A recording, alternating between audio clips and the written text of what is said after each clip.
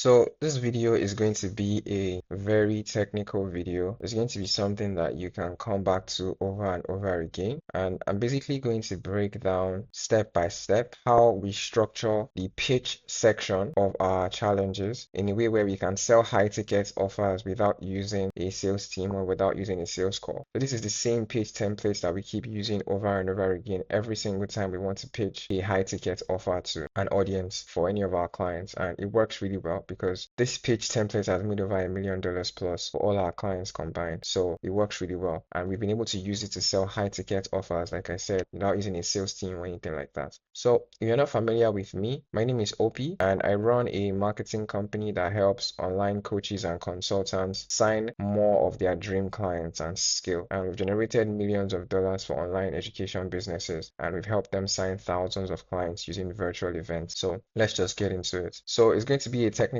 video, like I said. You might have to watch this over and over again. And then whenever you have a challenge or even a webinar, this works for webinars too as well, you could basically just use the same pitch structure and slap it at the end of your webinar and you sell out your spots, or you sell more spots in your program pretty much if you use this pitch structure. So before we do the actual pitch, and before I get into this, let me just preface this by saying like none of these things are unique to us. Like these are pretty much standard. If you listen to guys like Jason Fladlin, Russell Brunson, Jeremy Ains, these are the same principles they talk about as well. So this is not me saying that I was the one that created the systems that we have here. It's just what we've gotten from listening to these people and testing them for ourselves. So we've tested these first. These has worked for our clients, and now I'm just sharing this with you so you can also learn from the experiences that we've had using these systems for clients that we have. So the first thing you want to do for your challenge pitch is the pre-pitch. The goal for the pre-pitch is just to install a couple of beliefs that will make the prospects more open to accepting your offer when you actually pitch your offer. So the best person at this pre-pitch thing is Myron Golden. You can check him out on YouTube. He has so many videos where he does the pre-pitch properly, and basically want to overcome beliefs around money and beliefs around time and then beliefs around your product. And you want to use very short stories to overcome these beliefs so that when you actually pitch your offer, people will be more likely to take you up on the offer pretty much. So for this particular client, this client is in the relationship niche.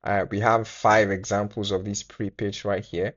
And the goal for the pre-pitch, like I said, is literally just to try and overcome some of the beliefs they are having around money, time, and the product, so that by the time you pitch your offer, they would be more open to taking you up on the offer. Let's go through one of these real quick. So this one talks about, let's talk about something that nobody talks about, and it might be uncomfortable to hear. Most of you think you're afraid of this not working. So this is overcoming the belief. You're afraid you invest in yourself, do the program, and still end up in the same place. Another thing that didn't work and another disappointment. And I understand that fear. You've tried things before. So this is overcoming the fear of like them trying this and this not working, right? And then we explain to them that what if they're not afraid of failure? What if they're actually afraid of success? So you want to think of it like it's mindset coaching, like it's motivational type of speak where you genuinely just have a conversation with them, train them on some mindset stuff, and you do about 5 or 6 of these before you actually get into the pitch itself. So we have the pre-pitch here, and that's an example of this one. Let me look at one more before we move on. Yeah, so we are trying to tell them to put a cost on what them achieving this outcome is worth to them, and then we tell them to imagine their life without this problem. What is that actually worth to you? Put a number on it. How much time would that save you if you solve this problem? So you see what I mean here? It's like mindset coaching, but you're just pre-framing them in a way where by the time you actually pitch your offer, they will be a lot more open to taking you up on the offer pretty much. So that's what the pre-pitch does for you.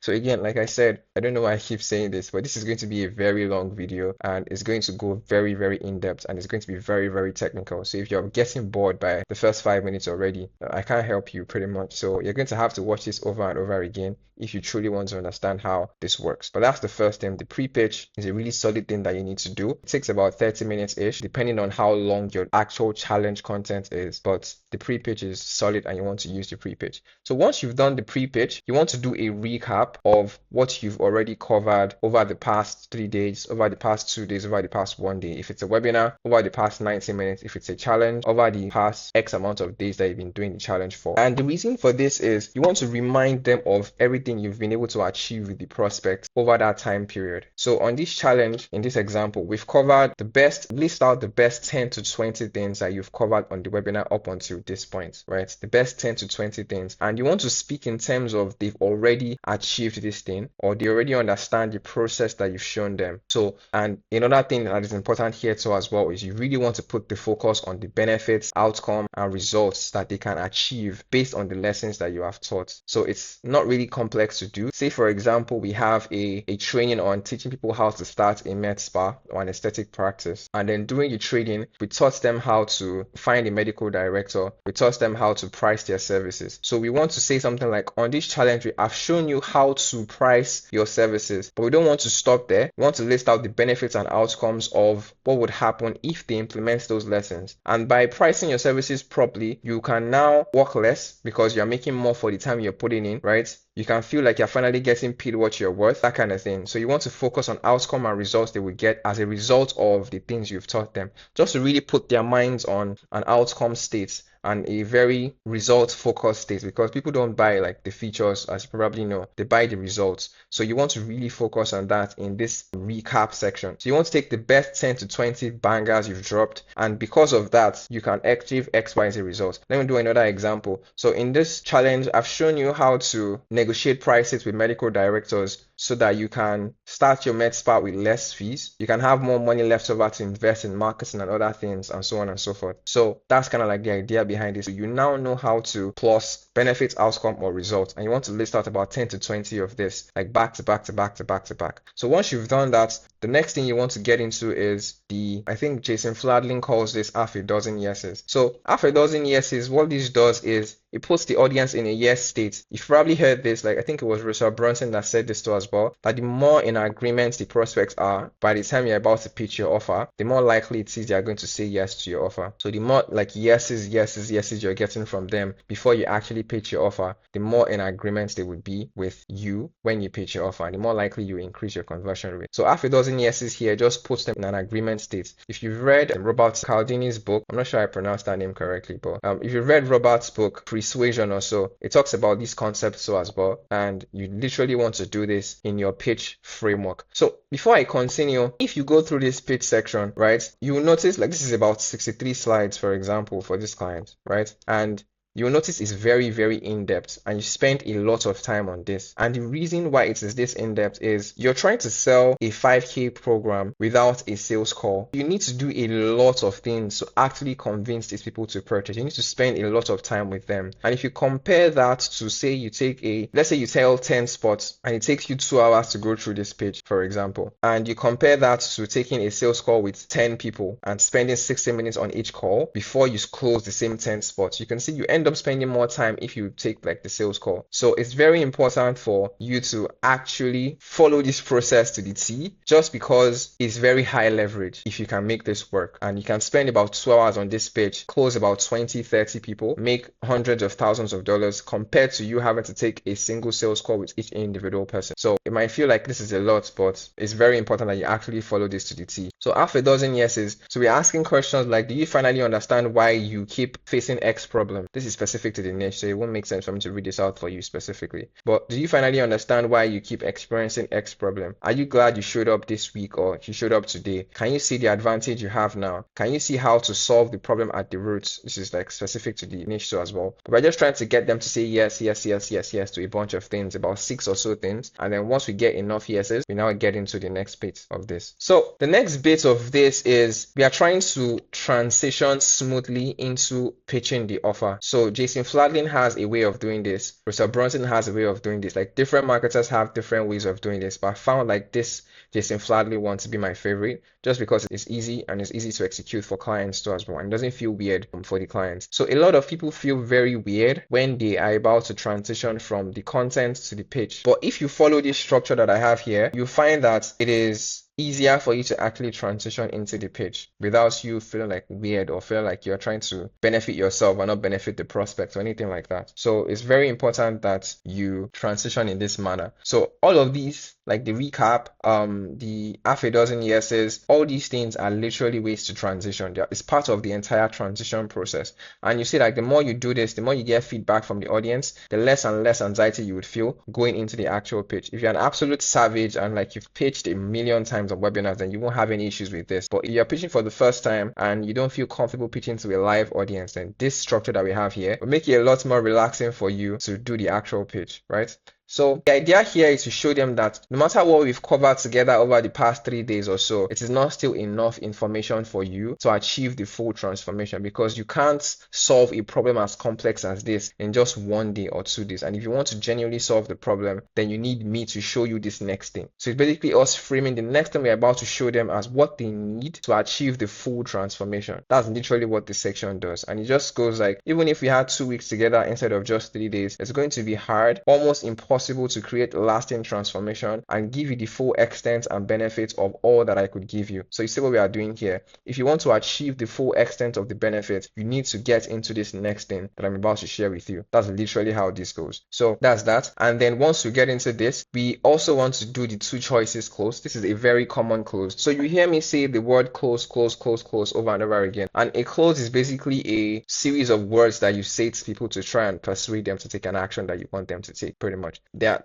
dozens and dozens of closes in this pitch section, just because like this is when we are trying to actually persuade these prospects to take action. So a close is literally that, pretty much. So the 2 choices close here is different from the crossroad close. I'm going to share the crossroad close with you as well. But for these 2 choices close, you want to basically pitch this as you pitching them this offer is doing it in their own favor, right? And you are doing this for them and not for you, literally. That's how you want to frame this as. So you can see here, before hosting this challenge, I was faced with one of 2 choices. The first choice, I could share what I've shared so far, part ways with you, and then hope that on your own, you take action on it and maybe see the change you're looking for. Or my second option is I could take a more active role and responsibility for your transformation. So you're basically framing this as, oh, I'm not pitching this offer for myself. I'm doing this because it is a benefit to you. And by doing that, again, you're just pre-framing these prospects into being in a more agreeable state and when you eventually pitch them your offer, right? And that's when we now introduce the main program itself. So for this slide here, you want to have the name of your program. You want to have the tagline. I won't get into how to name the program or like how to name your taglines, but I really want the name of your program to be outcome focused. Like this client, for example, it says we do love, and that's like a very outcome focused thing. And then we have like the outcome and results they would get as a result of them following like the program. So finally experience real, secure, lasting love. So that's literally what this one is. And again, it's very outcome and result focused. And then you will want to have a summary of what the program actually is here. And then you want to stack this with so many benefits, right? See, in this example, helps you break relationship patterns therapy couldn't fix. So you finally trust yourself, stop self-sabotaging, attract the secure, lasting love you deserve. You want to stack this with as much benefits as possible. And you will notice this be a trend for the rest of the pitch section as well. You want to literally stack this with as much benefits as humanly possible, just because like benefits, outcomes, results is what people actually pay for and not like the features of your program. And then once you give a snapshot overview of the program here, if it's a course, you say it's a course. If it's a community, you say it's a community. If it's a coaching program, which it should be, to be honest, because I don't know why you're selling communities. If it's a coaching program, then you want to basically say it's a coaching program. If it's one-on-one, if it's group, whatever the case might be, just name the program, state what it is, state the benefits, state what it's going to help them achieve, and then go to the next section. So now the offer here is very, very important, this offer section right here. And the reason why this is extremely important is you don't want to spend too much time on the offer itself, right? You maybe want to spend about 5 minutes talking about what is included in the offer, but majority of your time would be spent on the bonuses, and you want to spend about 5 minutes or so on the offer. So why you spend more time on the bonuses, and I got this from Jason Fladlin. Again, none of these things are like unique to me. I'm not some genius that made all these things up. I literally learned this from reading books, taking courses from all these guys. So one of the most important things here is the bonuses are free and people like free things. So the more time you spend selling them on the free thing, the more likely it is for them to get over the fence, because people would purchase the program just to get their hands on one bonus. And people have like more fear of loss than the fear of gain. So if they feel like they can lose something that is really valuable to them and they can get it for free right now, like weighing those two things simultaneously just means they're more receptive to taking action if you have like truly compelling bonuses here. So that's why it's really important for you to just frame this as spend little time on the offer and spend more time on the bonuses because it is free. And if they feel like they're going to lose these bonuses if they don't take action now, that fear of them losing access to the bonuses is very, very high because they can get it for free right now. It's different from when they have to pay to get it right now. So that's why we spend more time on the bonuses pretty much. And the main structure for the offer is we basically ask the clients to give us a list of everything that is included in the program, and then we select about 3 features and we make that the core component of the offer, and then we frame the rest of it as bonuses. So another thing you will notice when you're pitching for challenges or for webinars is if you want to get all the sales you want in a 24-hour period, in a 48-hour period, unlike people booking a call and then they can purchase 2 weeks, 3 weeks, 6 weeks down the line, even if your program is evergreen, you still want to have some type of element of urgency and scarcity that will get them to purchase right now, as opposed to them waiting for 6 months or 3 years before they finally feel comfortable enough to actually purchase. So you genuinely want to have serious urgency and scarcity, like put a limit on the number of students you can take, add bonuses, add a guarantee, add a deadline. We want them to take action now.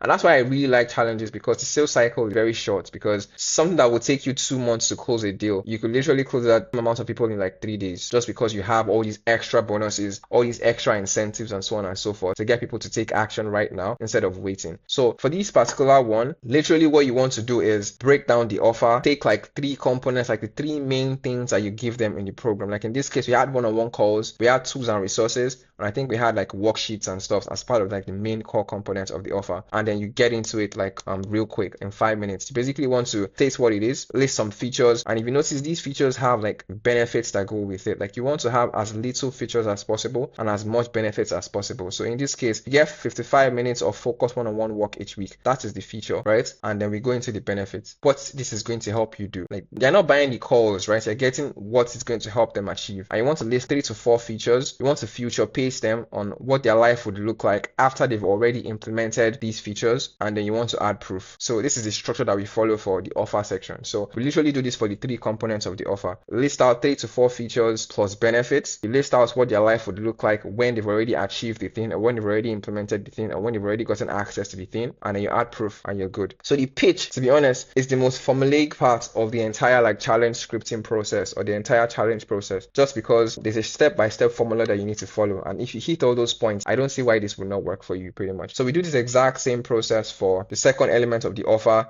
like what it is, like see, anxiety regulation techniques that bring you from spiral to calm in minutes. So you stop losing hours, days, or entire weekends to overthinking and obsessing over someone. The exact same concept. Feature, benefits, and then when we list a couple of features and benefits, we get into like what their life would look like when they've already done the thing, and then we get into proof. Literally. So same thing here as well. Feature, benefit, feature, benefit, feature, benefit, what your life will look like, proof. And then we go into pricing. So now before we price, and we drop the price as soon as we pitch the offer, just cause we want to ask for the close as many times as possible. And then once you start pitching the price or the offer, people start to think at the back of their minds what the price is going to actually be. And you don't want them to be distracted instead of focusing on the presentation. So the sooner you can drop the price, drop the link, the better for you, because we're going to ask them to purchase over and over again. And that's when we get the sale, when we ask them to purchase over and over again. So the sooner we can drop the price real quick, the better for us. And yeah, so before you drop the price, you want to do a price anchor. And the reason is that people have like comparison bias. So you could make anything feel cheap if you anchor it around the right type of things. Like if you have a 20K program, there's a way you can frame your 20K program to still feel cheap just by anchoring it around something else. So we genuinely want to do a price anchor. Like price for this program, for example, is 5K, and we start by anchoring this at 15K, then 10K, and 7.5K, and then we review the price as 5K. So now people feel like that 5K is a steal. All of this is just psychology and persuasion. And this is how we do it for this client. One of the most common enemies in this space is therapy. And we go into like saying things like, oh, most of my clients come to me after spending years in therapy. So we do the math on that. So therapy runs anywhere from, say that costs about $15,000 to $30,000 in 2 years. So you can see what we are doing here. And we had like screenshots of proof so as well. So they can see that we're not just making this up. And it's so easy these days to get like stuff like this. If you Google anything, let me say how many nurses are burned out in the US right now. Like you literally get this. You don't even have to stress yourself to get like stats anymore. And you can just copy like the parts that you want to highlight and just screenshot this and basically put that in your slide. So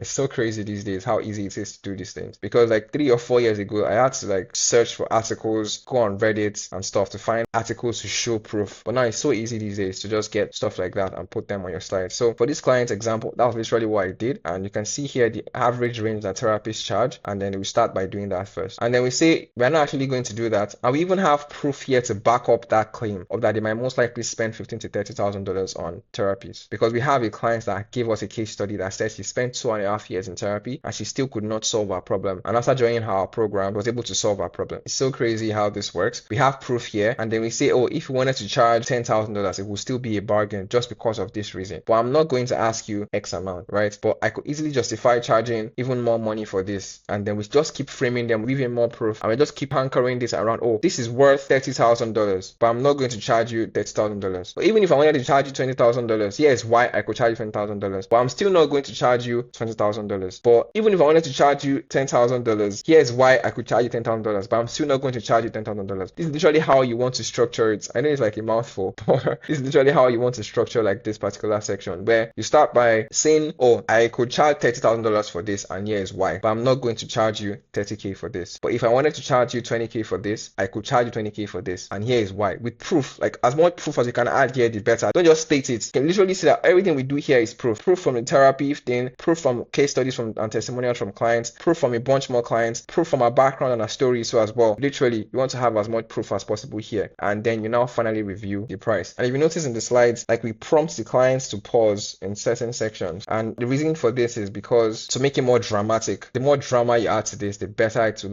land when you eventually review the 5K. So we want prospects to feel like, oh my gosh, this is such a steal by the time we drop the 5K price point. So that's literally why we have it structured this way. And yeah, once you drop the price, the next section is the bonuses. How you structure the bonuses and how you structure the offer is very, very similar. The only difference now is before you get into the features, you want to first sell them on why it is important for them to get their hands on these bonus. And you're basically trying to sell them on why this is valuable. So how I try to think about this is by using this Alex Hormozi's value equation. So I'm trying to show them why it's to get them closer to their dream outcome, why it's to increase their perceived likelihood of achievement, why it's to reduce the time, effort, and sacrifice that it takes them to achieve the goal that they want. But that's literally what I'm trying to do here. And it works because you are telling them why it's important for them to take action on this before you get into what is included. And I try to do this with proof as well, with stories, with analogies, with metaphors, just something to show them rather than just tell them, because the more showing you do, the better for you in marketing generally. So I try to do something here that shows them how to actually do the thing. So this example says, you know, when you're in the shower or driving and suddenly you get an idea, and by the time you get to your phone to write it down, it's gone, right? So I think what we offer them here is replays to their coaching sessions. That's what we offer them here. And I'm telling a story here to frame the importance of them having access to this, rather than just saying that, oh, you can get these video recordings just in case you miss something during the call. That's just too straightforward. They can't picture it, they can't imagine it, they can't envision it. So you genuinely want to have the context section here that shows them why it is important to get the bonus, and then you review the bonus pretty much. We get into the same structure, features, benefits, and we future pace them on what their life would look like if they have access to this. And then we had proof as well. If you notice, there's a lot of proof here because that's the name of the game. The more proof you can have, the more likely it is that your page would convert. And then we do the same thing. We even have 2 proofs here. So do the same thing here. This is like access to a community, I think. And then your headlines, you don't want your headlines to just be bland and see like, oh, private bonus 2, private community. Like that's not like sexy. You want your headlines to be sexy and like inviting to people. So here we call it the inner circle, right? We notice the first one, we call it like your personal playback library. We didn't just say coaching call recordings. That's just boring, right? So you want it to feel exciting, and that's literally what we do here. So bonus 1, your personal playback library. Bonus 2, the inner circle. I'm sure for the rest of it, we'll have like more sexy headlines too as well. Same structure here, by the way. You literally start by saying why it's important.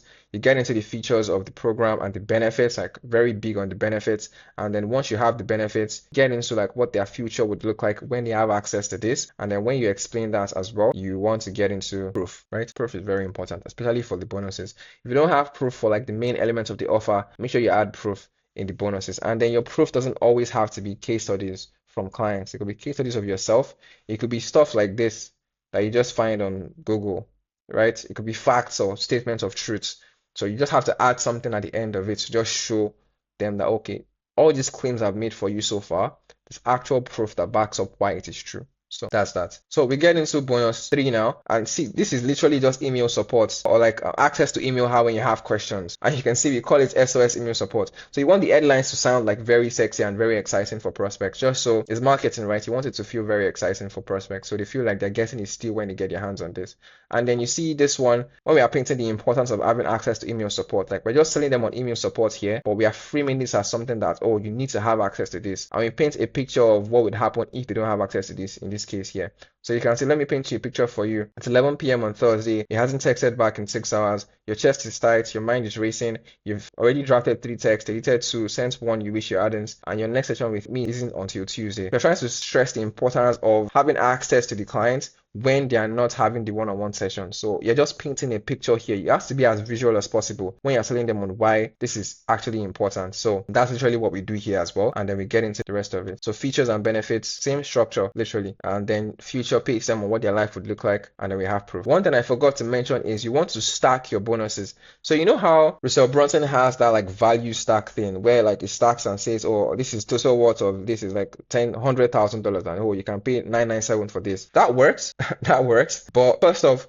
clients are not a big fan of doing it because it feels weird to them. And I've heard from other people in the space that don't actually support it. And I think it's not even compliant as well. So we don't necessarily do that. Although we have a slide at the end that does the stack, but we don't like explicitly have it like woven into the slides that we have from start to finish. Do you understand? So we want to basically like stack the bonuses though, but not with the value or anything weird like that. Just stack them and say, okay, so far you've gotten access to bonus 1, bonus 2, bonus 3, but that's still not all. You're still going to get access to this. Because the reason why the stack is important is people only remember the last thing that you told them, right? So if you have like 6 components of your offer and you have a 5K offer, if you don't do the stack, if the thing that you pitch them before you reveal your offer is worth maybe about $500, they will attach the value of that last thing to the price that you're charging for your offer. So you want to have that stack in place because people would only remember the last thing you told them. So the stack keeps everything they are going to get top of mind. So when you eventually review the price, you know that they are going to remember every single thing, and then they feel like they're getting a steal for the price point that you're charging. So that's what the stack basically does in this case. And then we get into like one-on-one access. So this is just like access to her. If they have any questions, we can book a call with her. And then we get into why it is important. Again, we get into some proof very early on here, just to stress the point, because we are trying to show, not tell. And that's why we have like proof very early on here. And then we have like the features and benefits, what their life would look like. And then we get into the stack again. And then we now have them go and purchase again. So we have another call to action for them right here. Another thing I forgot to mention too as well is while you are pitching the bonuses, we are still dropping the link for them to go and purchase. I believe every last feature and benefits, we remind them that, oh, and you get this for free when you go to X URL, because you want to mention the call to action at least 26 times throughout your webinar pitch. I know it sounds insane, but this is what you need to do if you want to close like high tickets at the back end of a challenge. So you want to mention the call to action over and over and over again. So as you pitch every single one of these bonuses, you want to make sure that you are also dropping the URL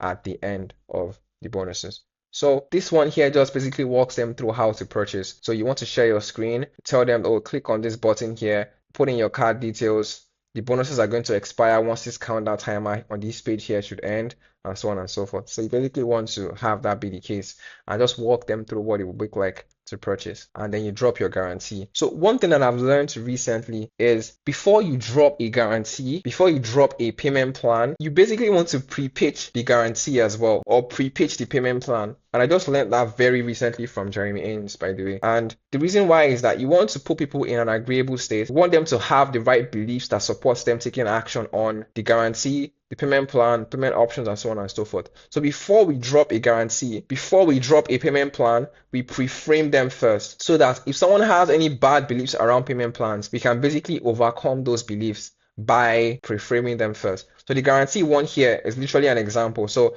I'm not asking you to decide yes or no right now. I'm asking you to make a fully informed decision. And the only way for you to make that informed decision is from inside the program, not outside the program. So that is like pre-framing them on why they should be more open to accepting the guarantee. And that's basically what we do here as well. So we get into the payment plans now. So again, we pre-frame them. We say stuff like, now, I know some of you are looking at $5,000 and thinking, I want this, but I can't do that all at once right now. And I get it. But let me ask you something. How did you pay for your car? Did you walk into the dealership and handed them $30,000 cash? Probably not. You made monthly payments, and nobody, not you, not the dealership, not a single person in your life, thought that was a bad decision. So again, pre-framing them before we drop the payment plan options. And if you notice, we did not drop the payment plan options when we dropped the price originally, just because we want as many people as possible to pay in full first before we drop the payment plan option. That's why we structured it like that. So this one too as well is basically us just pre-framing them on why they should be more open to accepting the payment plan options. And then we drop all the payment plan options for them, and then we recap what they get in the offer. We answer any questions they might have around the payment plan options, and then we get into our farm, and then we break our farm down for them too as well. And we drop financing, we pre-frame them again. Some people might have like bad beliefs around financing. They might think, oh, I don't want to finance anything because that is me going into debt. But we can basically say there's bad debt and there's good debt. So that's an example we pre-framed before you introduce financing options. We don't have this here, but thinking about this now, I should probably have this here as well. I think I used something else for this. Yeah, but that's how you pre-frame financing, right? So that's basically what this one is. And then we recap the offer again, and then we get into the re-pitch. So the re-pitch is very similar to the pre-pitch, but when you've already gone over like everything that is included in your offer, you're going to have three types of objections right now. You're going to have money objections, you're going to have time objections, or you're going to have product specific objections. So the mistake you don't want to make at this stage is you don't want to go into the chat box and then answer the questions that are there without you doing these things. Just because, yes, you might get some good feedback from the chat box, but you know your audience better than anyone, and you basically want to address money and time objections are constant staples you need to address. But for your product specific objections, you want to address things that are going to cater to a more broad group of people. And for these clients, we basically went through our sales calls, and then we listed out the top 6 product specific objections that people have, and that is what we try to address here. So how we structure this is we do like money and time objection handling, we handle some product specific ones, and so on and so forth. So let's go through a couple of them. The first thing on your mind is probably the investment, and I get it. This is real money and this is a real commitment. But when someone says I can't afford it, what they actually mean is I'm scared to invest in myself. So it's very similar to the pre-pitch, but we are trying to overcome their money and time beliefs so that they can actually take action on this. And this is where majority of your sales will come from. And to be honest, this is the hardest part to actually do, just because of how stressful it is to read these words, to follow this script, and to get the results you're looking for. So we have like 2 objections. We go into some product specific ones. We mix and match them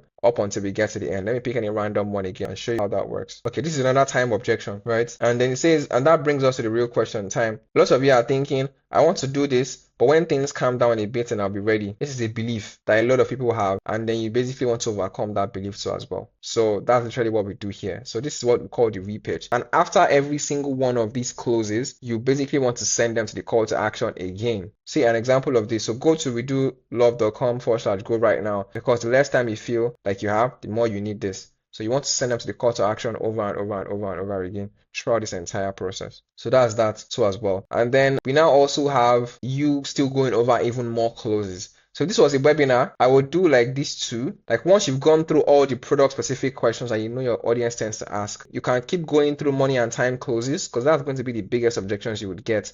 And then now start answering questions in the chat box, right? So this was like a webinar and I had to do all the pitch at once. This is how I would structure that. But because this is a challenge, we basically stop here for day 2, and then day 3, we resume the pitch. And literally all we do on day 3 too as well is go over those closes, and then we answer questions from the chat box this time. And each time we try to push them to the call to action to purchase.